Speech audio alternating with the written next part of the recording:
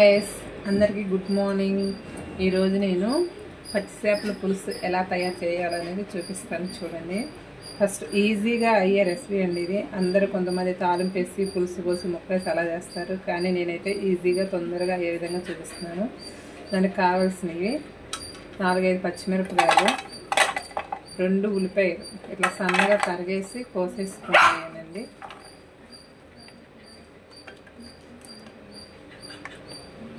తర్వాత అల్లం వెల్లుల్లి పేస్ట్, మనకి ముక్కలు కనుక ఎక్కువ ఉంటే కొంచెం ఎక్కువ తీసుకోవచ్చు, లేదంటే మనకు సరిపడినంత తీసుకోవచ్చు.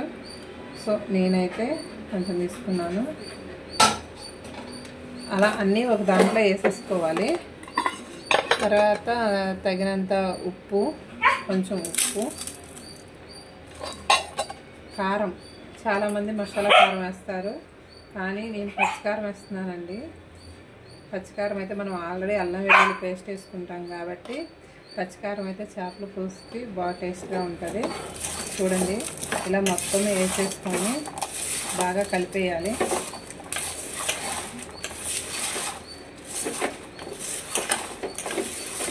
ఇలా ఉల్లిపాయలను గట్టిగా ఇట్లా కలిపేసుకుంటూ ఉంటే కొంచెం ఉప్పు కారం అనేది ఉల్లిపాయలకు పడుతుంది.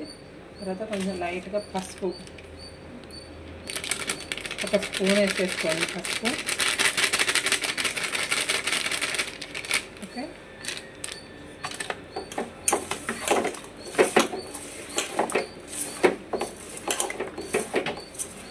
చూసారా? ఇలా మొత్తం కలిపేసుకున్నాక మనం ఏ చేపలు అయితే తీసుకుంటామో ఆ చేపలు, నేనైతే మ్యాన్ చేపలు అండి ఇవి. కొంతమంది రాగండి, బొచ్చులు అవి తీసుకుంటారు కదా. రాగండి అయితే వేపుడికి రోస్ట్కి అయితే బాగుంటుంది. మ్యాన్ చేపలు అనేది పులుసుకే బాగుంటుంది. చూడండి, చిన్న చిన్నవి అండి ఇవి. దీన్ని ఇలా బాగా కలిపేసుకోవాలి ముక్కలు వేసినాక కూడా.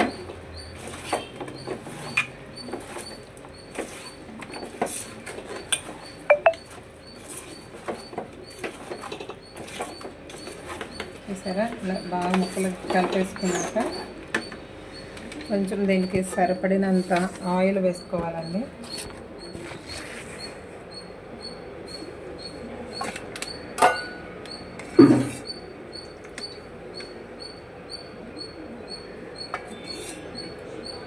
నేనైతే 2 స్పూన్లు వేస్తాను టేస్ట్ కోసం.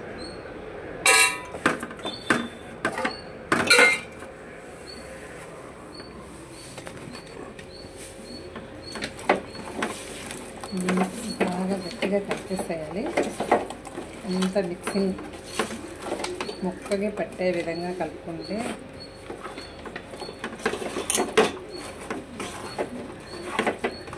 చూసారా?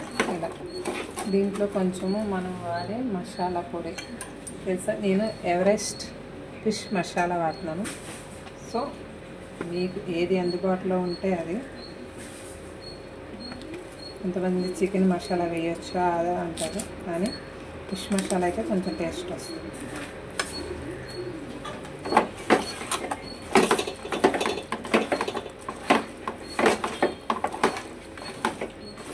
ఎందుకంటే మనం ఇలా ముందుగా కలిపి పెట్టుకుందండి, ఉడికే తలకి చేప ముక్క అనేది చిగురవదు, ముక్కగానే ఉంటుంది. ఎందుకంటే దీన్ని ఇంకా మొత్తం వేసి గరిటె ఇలా తిప్పం కదా, దానికోసం అనేది. ఇప్పుడు లాస్ట్గా పులుసు మనం ముందుగా చింతపండు నానబెట్టి పెట్టుకుంటాం కదండి, అది పులుసు అన్నమాట. చింతపండు పలుసుగా కాకుండా కొంచెం గుజ్జుగా చిక్కగా పెట్టుకోవాలి, ఎందుకంటే పులుసు అనేటప్పుడు చిక్కగా వస్తుంది.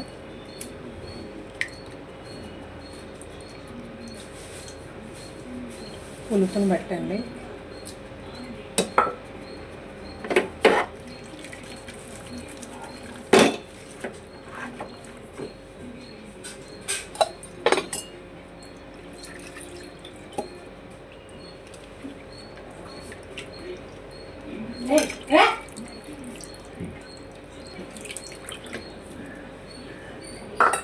ఓకే, అయిపోయిందండి. ఇంకా ముక్క మురిగే విధంగా కోసేసుకోవాలి.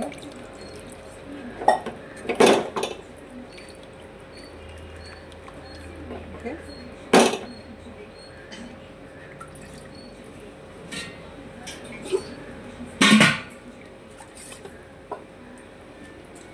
పులుసు చాలదు అనుకునే వాళ్ళు కొంచెం పోసుకోవచ్చండి, ఎందుకంటే ముక్క ఉడకాలన్నా. కానీ చేప అనేది ఎక్కువ టైం ఉడకకూడదు, ఊపినే ఉడికిపోతుంది మెత్తగా. ముక్క మునిగిపోయింది. దీన్ని గరిటె పెట్టి తిప్పకూడదు, తిప్పే కనుక అది చిగురైపోతుంది. సో మనం పైన కొత్తిమీర,